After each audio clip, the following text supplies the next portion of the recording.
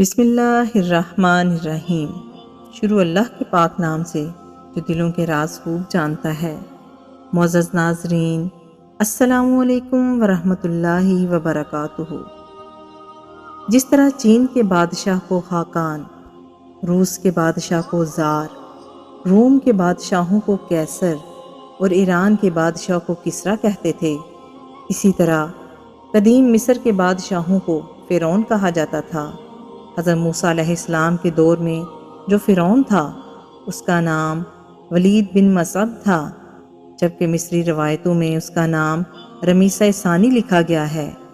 فرعون خود کو نہ صرف مصر کا بادشاہ بلکہ خدا کہلوایا کرتا تھا اور خود کو مقدس ہستی ظاہر کرتا تھا۔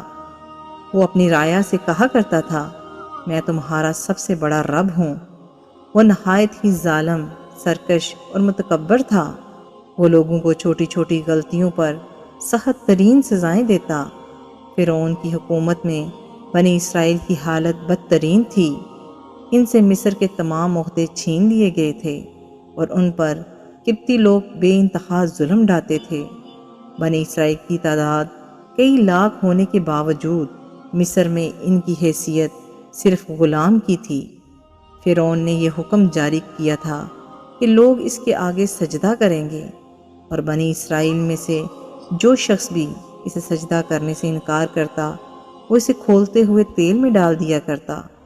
اللہ نے حضرت موسیٰ علیہ السلام کو مبعوث کیا۔ انہوں نے فرعون کو دعوت توحید دی اور اسے سرکشی اور تکبر سے توبہ کرنے کو کہا۔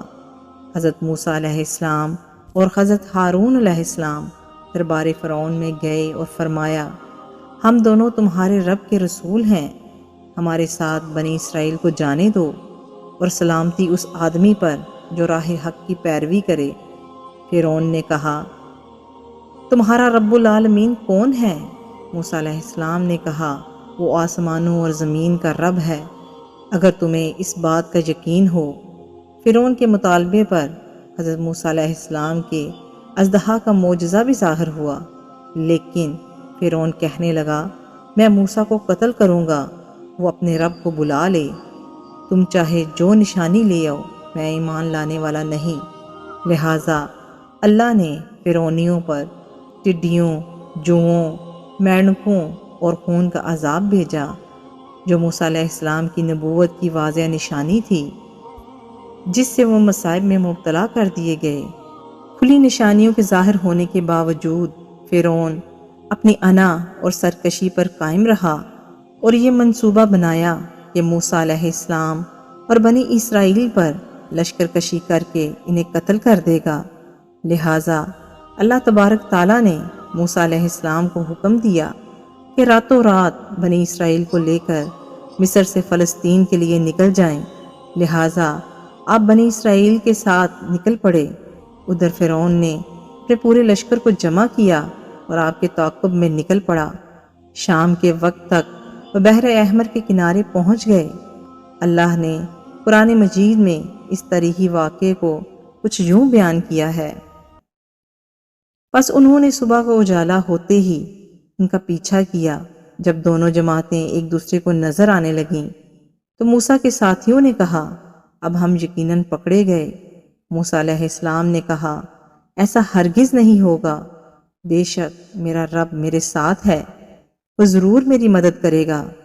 تو ہم نے موسیٰ کو وحی کے ذریعے کہا کہ آپ لاٹھی سمندر کے پانی پر ماریں، تو انہوں نے ایسا ہی کیا، اور سمندر دو حصوں میں بٹ گیا اور ہر ایک حصہ ایک بڑے پہاڑ کی مانند ہو گیا، اور ہم دوسروں کو بھی ان کے قریب لے آئے، اور موسیٰ اور ان کے تمام ساتھیوں کو ہم نے بچا لیا، پھر دوسروں کو ڈبو دیا۔